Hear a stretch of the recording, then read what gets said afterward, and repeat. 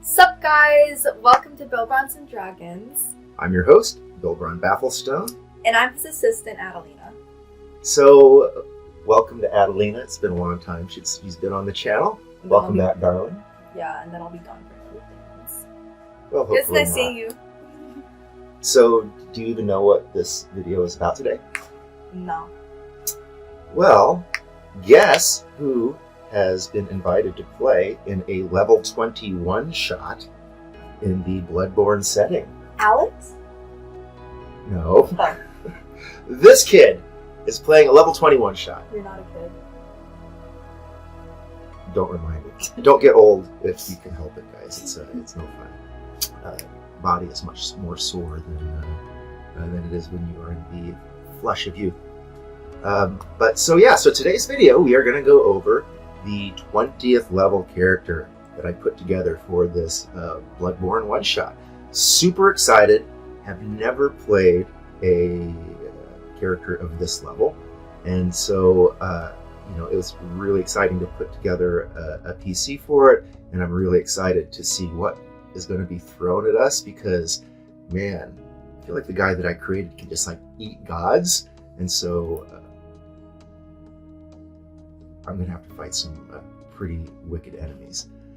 But can you guess what kind of character that I... An elf. No.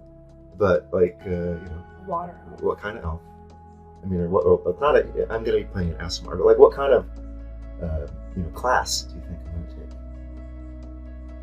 Like out of like fighters, a wizard and on your last priests, one, right? wizards. Yes, I love wizards. I think they are the strongest class in Dungeons and Dragons, although some think that it's the sorcerer now, but I still maintain that it's the wizard. And actually one of my goals in this one shot is to convince all of my colleagues who think that it's the sorcerer and be like, oh damn, this wizard was rocking it. A sorcerer couldn't have kept up. So yeah, I'm going to be doing a 20th level wizard, and I'm going in with 5 colleagues as a 6-man team. So there's going to be a 20th level zealot barbarian, a pure samurai. There is a scout, or a rogue scout 11/watchers paladin 9.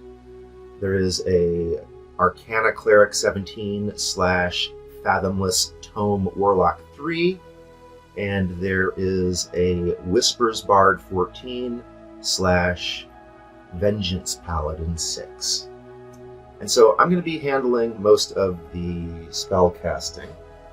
And so I really wanted to go balls out on creating a wicked wizard. Now, I initially thought I would go with illusionist, right? Because illusionist is game-breakingly powerful once they get to level 14, but levels 1 through 13 are a real slog. And I, started creating this illusionist. But as I was progressing and realizing just the crazy kind of tech and power levels available to this character, I decided to not really go with a cheese-laden build. I mean, this is a one-shot. It's going to be us attacking a fixed position.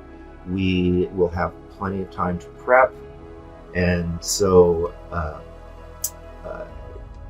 that altered a lot of my choices. So I ended up deciding to go with Abjurer, because my colleagues were really concerned about counterspelling, and I wasn't even really planning to counterspell much with the illusionist, but once it became clear that I was going to be providing most of the magic, and everybody else made clear they were really concerned about counterspell, I decided to go with an Abjurer instead. And this is actually a really good fit for me. I'm a defensive-minded player, as you all know, and of course Abjurers are defensive specialists, and so it's a pretty good feeling to be rocking all of these awesome defensive capabilities. And improved abjuration makes counterspell really, really good. It actually makes it so good that it makes me look at it in a new light. And so I'm really excited to show you this character. I'm not going to be doing a level 1 through 20 progression, and so I'm not going to be spelling out the spells that I'm taking and making sure that I have good offense and defense and utility at every single level like I would on a true build. I just made this guy at level 20. And so even though he's a pure Abjurer, and I didn't take advantage of any of those multi-classing monstrosities that are terrible to play all the way up until level 20 when all of a sudden everything comes online. This character actually would be viable as a 1 through 20 character, but nonetheless, at level 20, I did make a couple of choices based on starting at level 20, which I'll talk about as we go into the build. So without further ado, let's take a look at William X, my level 20 Abjurer that I'm going to be taking into a Bloodborne one-shot. Alright, so first I'm going to put the stats and spell selection on the screen, and then after we go through that, I will just provide a list of all of the powers and such that I'll be bringing into this. So William X is going to be a Protector Aasimar.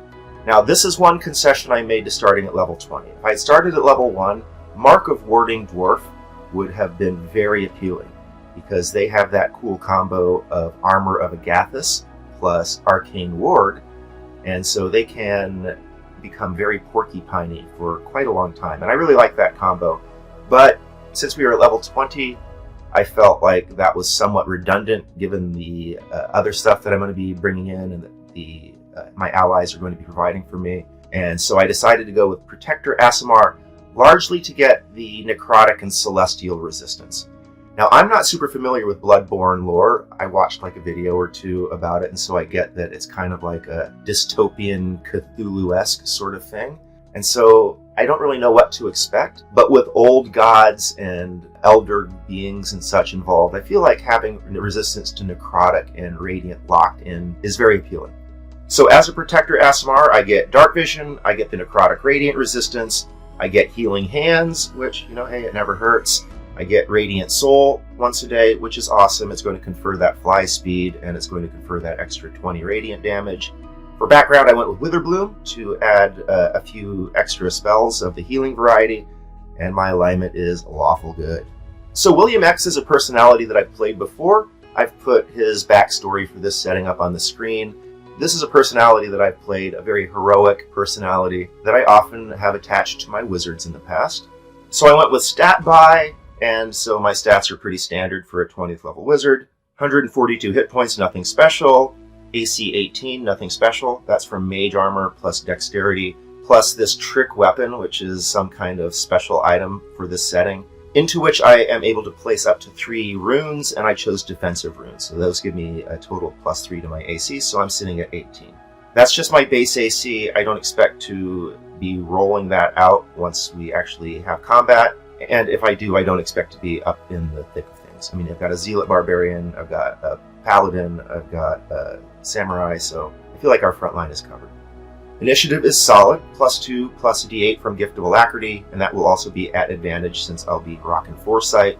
And my saves are pretty standard, but solid. I picked up Resilient Con, so I have Con, Intelligence, and Wisdom saves. I also have rerolls from Lucky, and I'm also going to be bringing in a Potion of Possibility. So up to 5 rerolls I'll be able to devote to saving throws. Attack bonus 13, save DC 21, so that's with a +2 Arcane Grimoire. Standard cantrip damage. For feats, I went with Intelligence +2, Lucky, Eldritch Adept, so I could add Armor of Shadows and constantly refill my Arcane Ward. Metamagic Adept for Extended and Subtle. Extended so that I can do better rest tricking and double the duration of really powerful spells like Shape Change, and Subtle so that I can defeat Silence and cast covertly. And Resilient Con for more hit points and better saves, especially concentration saves. As an Abjurer, I get Arcane Ward, Projected Ward, Improved Abjuration, and Spell Resistance. Those are all awesome. Arcane Ward is always pretty good. Improved Abjuration gives me a huge new respect for Counterspell. As I've said, I'm not a huge fan of Counterspell normally, but with Improved Abjuration locking it in, it becomes very good. You can reliably trade in your 3rd level spells for opponents' 9th level spells, and you can do so consistently without having to worry about too much randomness. I have something like a 4.5% chance to fail to counterspell a 9th level spell with just a 3rd level slot, so that's pretty good. Spell resistance is pretty amazing. Getting advantage on spell saves is pretty solid, even though that's going to be replicated by Foresight, but the best part is resistance to spell damage. That's going to be really clutch, I'm sure. And then spell mastery and signature spells are amazing. For spell mastery, I'm going to be doing Vortex Warp and Silvery Barbs. So those two spells at will are pretty crazy powerful. And for signature spells, I'm going with Counterspell and Dispel Magic, because this is an Abjurer, and being able to get back a counterspell per short rest is pretty amazing. So for items, I had to outfit my Simulacrum as well as myself, so Arcane Grimoires for us both, Stones of Good Luck for us both, so that we can get that +1 on counterspell checks and +1 on our saves. 2 Potions of Diminution, which I need for my Holly Fence. I'll talk about that later. 2 Potions of Possibility, so that I can get those extra 2 rerolls. I think that's pretty good. I brought 2 Potions of Vitality, just in case we face exhaustion effects. I want to be able to cancel that out. And we get 20 Blood Vials, which are basically maximum hit point potions of healing. So each one of those I take will heal 10 hit points. So for spells, for my cantrips, I went with Minor Illusion, Firebolt, Chill Touch, Toll the Dead, Control Flames, and Light. Pretty standard loadout for a wizard. Took Chill Touch specifically so that we can block regeneration. Firebolt and Toll the Dead because they're good attack cantrips that hit attack roll and saves. Minor Illusion because it's the strongest cantrip in the game. Control Flames in case I need to put out fires, and Light came for free because I'm an Asmar. Then level 1, of course I have a familiar, and all of these are pretty standard, right? Absorb Elements, Shield, Gift of Alacrity, Silvery Barbs, and Mage Armor. The Mage Armor is at will through Armor of Shadows, Eldritch Adept, so that I can constantly refill my Arcane Ward. Silvery Barbs because forcing rerolls on saves and getting off criticals is super amazing. And Gift of Alacrity is technically not available to me, but my DM was cool with it, so I was able to put it on my list. And of course I love Gift of Alacrity because winning initiative is always really important. For second level spells, I went with Misty Step and Vortex Warp. Pretty standard. Vortex Warp at will is going to be pretty crazy good, especially since I and my colleagues are going to be throwing out things like Force Cages and Sickening Radiance and Transmute Rock and all of that fun stuff. So being able to at will Vortex Warp enemies into it is going to be really sweet. And of course, the ability to extract my colleagues or reposition my colleagues is always amazing. Taking Knock, just in case we run into a steel vault where we can't get the door open. If it's just stone, I'm going to have tunneling options, which I would use first since they don't cost a spell slot, but I have Knock just in case, and Rope Trick just in case. You never know when you're going to need an extra planar hidey hole. And you never know when there's any kind of oppressive auras in the area that might make it difficult or impose penalties when you're taking a short rest. You can Rope Trick into another dimension and ignore that sort of thing. So I like having Rope Trick there. For level 3, Dispel Magic and Counterspell as my signature spells. Also took Catnap and Revivify. Both of those are pretty obvious. And then bringing Phantom Steed and Water Breathing. Just as useful rituals, never hurts to cast Water Breathing. It's a 24-hour duration. And I'll be creating 2 Phantom Steeds, one each for me and my Simulacrum, for my 2 least maneuverable party members. I'm not going to need them, as we'll see. For level 4s, I went with Dimension Door, Fire Shield, and Mordenkainen's Faithful Hound. Dimension Door is a no-brainer. Fire Shield, so that I can cover fire resistance if I want. We'll see that I'm going to have a huge long list of resistances by the end of this. Mordenkainen's Faithful Hound to combo with Wall of Force. And Death Ward, because, of course, if you can do Death Ward, you're going to put one on there, right? No brainer. Level 5, I went with Anti-Life Shell, Wall of Force, and Transmute Rock. I took Transmute Rock because it's a no concentration control that's really amazing in the right environment. You can both do damage and restrain them with that 40-foot cube. Get both the ceiling and the floor at the same time.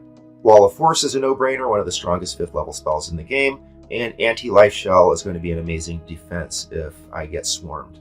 Oh, now I should mention my Simulacrum is going to be taking Sickening Radiance instead of Mordenkainen's Faithful Hound, and he'll be taking Telekinesis instead of Catnap. My Simulacrum is going to be taking more concentration spells because he's not going to be using the concentration spell that I will be using, since I'll explain later, but his concentration is going to be a little bit more available than mine will. So he's taking a couple of different concentration options there. And of course we're bringing Greater Restoration because Greater Restoration is amazing. For level 6s, I went with Mass Suggestion, which is amazing. You can hit 12 people, last 24 hours, no concentration. Will probably be suggesting that a lot of my enemies kneel and pray to the church for 24 hours, praying that I will forgive them and not kill them. Scatter can be pretty sweet, can target 5 enemies. There is a wisdom save against it, but you can assume that you're going to affect 3 out of 5. And then I can just teleport them into a Force Cage or a Transmute Rock or whatever. Kind of like Vortex Warp, but better. Then I brought Disintegrate as my only blast. That's strictly in case I end up having to get rid of a Wall of Force or a Force Gauge. Just kind of a silver bullet that I brought along.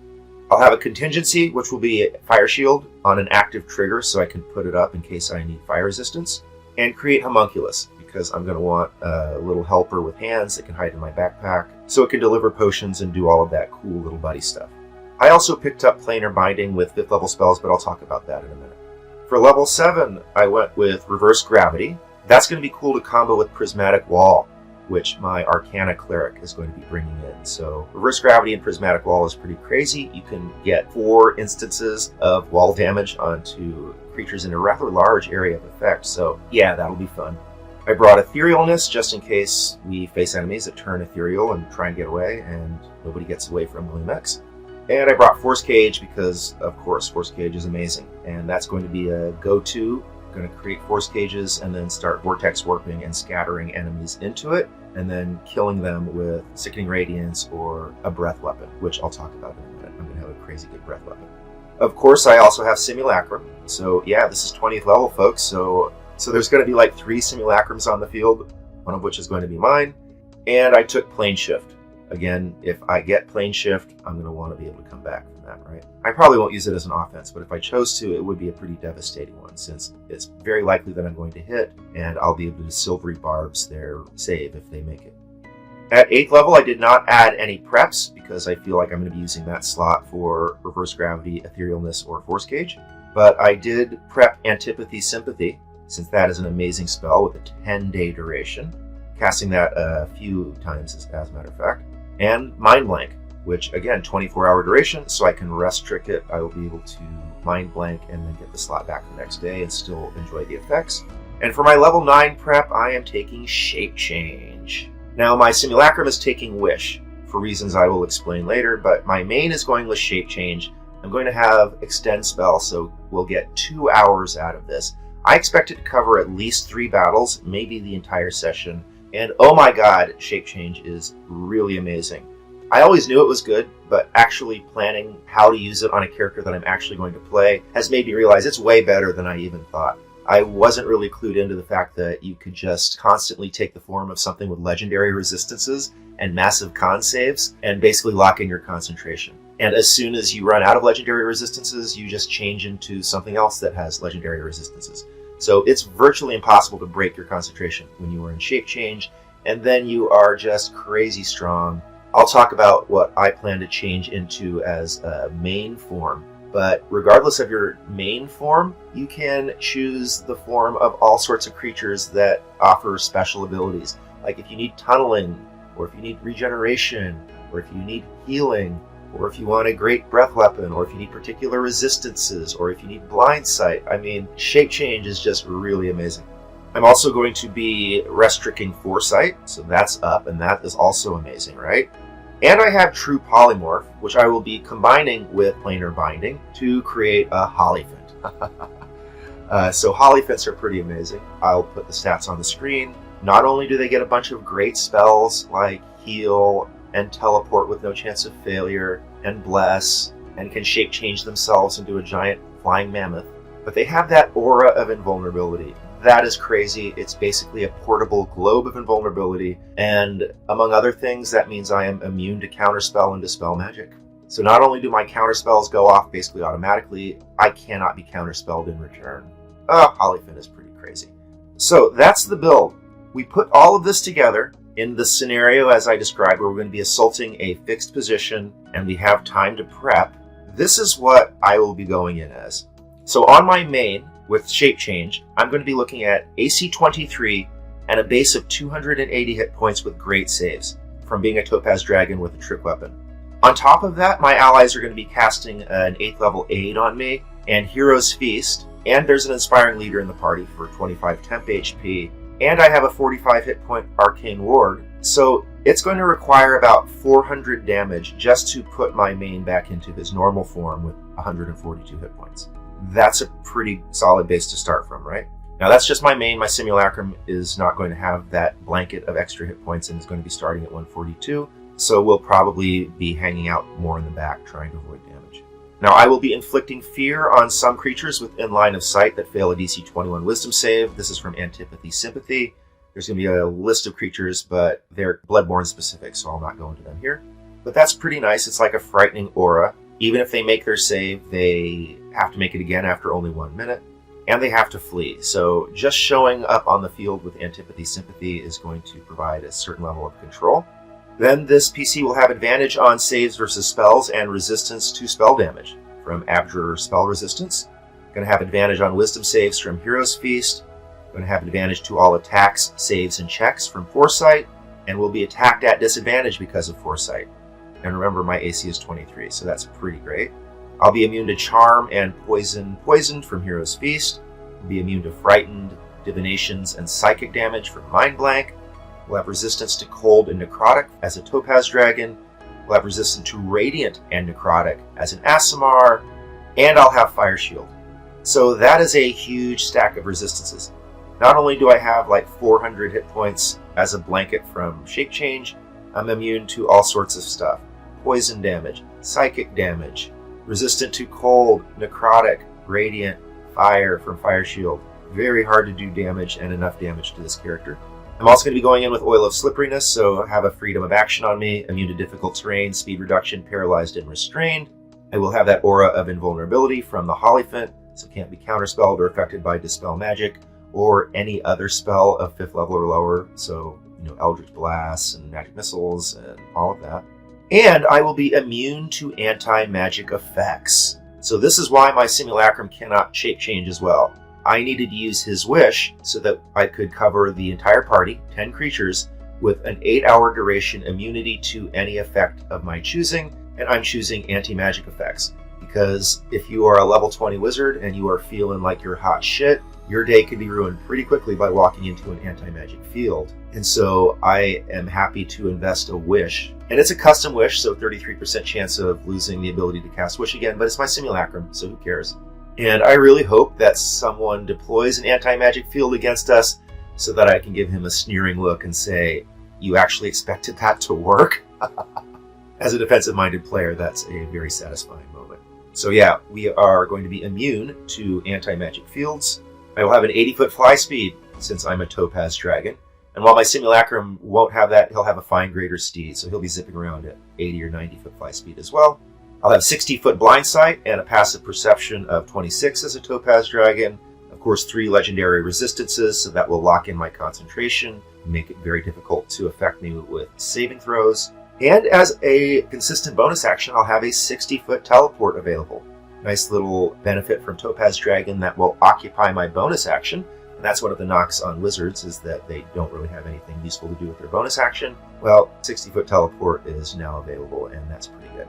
Then, of course, I have improved abjuration, so when I counterspell or dispel magic, and I have to roll a check, it will be at plus 12 at advantage, and I have lucky rerolls to back it up. So, like I said, it works out to about a 4.5% chance of failing to dispel a 9th level spell with a 3rd level slot. I will take that. Then, as an Ancient Topaz Dragon, I will have a Desiccating Breath weapon, 90-foot cone, recharges on a 5 or 6, poses a DC 20 con save versus 14d6 necrotic, and a 1-turn weaken. The weaken means disadvantage on all strength checks and saves, and half damage from strength-based or melee attacks. That's going to be very helpful for my party marshals, and is going to combo with telekinesis that my Simulacrum is going to be bringing in, and then I'll be able to put people in restrainment for benefit of my Whispers Bard, and move them through my colleague's Prismatic Wall. I brought Chill Touch, so I'll be able to block regenerating enemies. I brought Plane Shift, Teleport, and Etherealness, so I can recover from impositions of those things or facing enemies with those things. I'll be able to recover from Imposed Exhaustion. I was worried about that. I didn't have too many counters except for Greater Restoration, and that's only 1 level of exhaustion, so I brought along a Potion of Vitality, a couple of them, just in case. I'll have 5 rerolls throughout the session from Lucky and the Potion of Possibility. I will have Silvery Barbs and Vortex Warp at will through Spell Mastery. So even if I have absolutely nothing left, I'll be able to be very effective just with those 2 spells. Counterspell and Dispel Magic as my signature spells, so I get them as free preps, bringing my total of preps to 27, which is amazing. And I get an extra one of each per short rest, so that's really good. I went with Witherbloom background, so I have available Death Ward, Revivify, Greater Restoration, and Anti-Life Shell. All great spells not normally available to wizards, and I definitely took all of those. Topaz Dragon has a great Claw Bite. I will be using Rary's Telepathic Bond on the whole party. Both me and my Simulacrum can do it, so we'll be able to cover everybody and all of the pets. And I will be using Wish to prepare a Fine Greater Steed. I'm going to make a Dragon now, but because it shares my shape change, I'm going to start it out as an Emerald Dragon Wormling, which I like because it has a tunneling ability. And so that's basically like a free always-on at-will pass wall. And it has a decent breath weapon. Only DC 12, but it hits intelligence, so not bad out of the steed. And it's going to share more than shape change. I mean, it's going to have Foresight, Mind Blank, Death Ward, and Fire Shield. And so my Simulacrum is going to be riding the Fine Greater Steed, since my main is going to be a Topaz Dragon. Or at least have those abilities, because the Topaz Dragon has change shape. So once I take that form, I'm just going to use that change shape ability to look like my human William X form. But regardless, in either form, I'm going to have an 80-foot fly speed, so my Simulacrum can use the Fine Greater Steed. And as part of prep, I will provide Phantom Steeds for my 2 least maneuverable party members. I think a couple of them don't have any enhanced movement, so getting them Phantom Steeds is going to really help in the maneuverability department. So that's it. That is the level 20 Abjurer that I'm going to be bringing into my Bloodborne one-shot here next week. What do you think, darling? Do you think I'm going to be able to walk out of this alive? Oh, no. No? Did I miss a hole in one of my defenses? Do I need to stack on a few more things You that could I'm never vulnerable be to? my character. Oh, really? Yeah. What's your character? It's a work in progress. I know, darling. I really want to start these kids on Dungeons and Dragons, but logistics makes it difficult, if not impossible, right now. But eventually, we're going to have a campaign. I'm going to teach these kids just how amazing this game really is. All right, so that's it. Thanks so much for watching. Yeah, I'm Adelina. And I'm Bill Brumbafflestone. See you next time. Bye, guys.